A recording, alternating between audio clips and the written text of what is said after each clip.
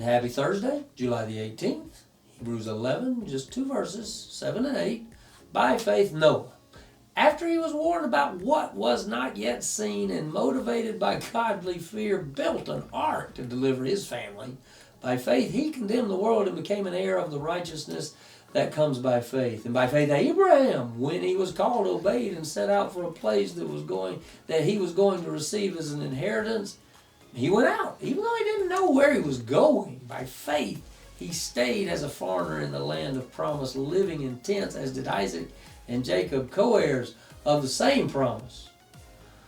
For he was looking forward to the city that has foundations, whose architect and builder is God.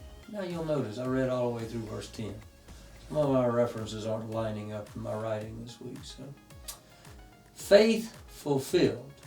So now, we've heard of these guys. I mean, in the verses above, we've got Noah and Abraham's kids, and these are giants of our faith. They stepped out in ways that we had not seen before in Scripture. Noah heard from God. Noah believed that God was going to send a flood, even though Noah hadn't seen rain.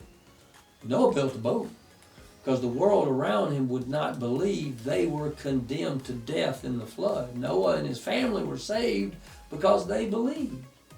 Can you imagine what those conversations sounded like around the family dinner table? Noah is an example of righteousness because he believed. He came home one day and said, "We're building a boat."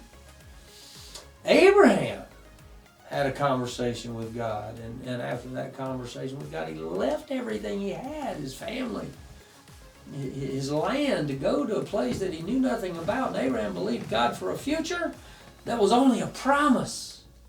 God would give him a family that would become a people, that would become a nation, and he would have a name and a land that God would build. And interestingly, Abraham would be called a Hebrew, which means he traveled or he crossed over the river. The name Hebrew could be said to mean immigrant.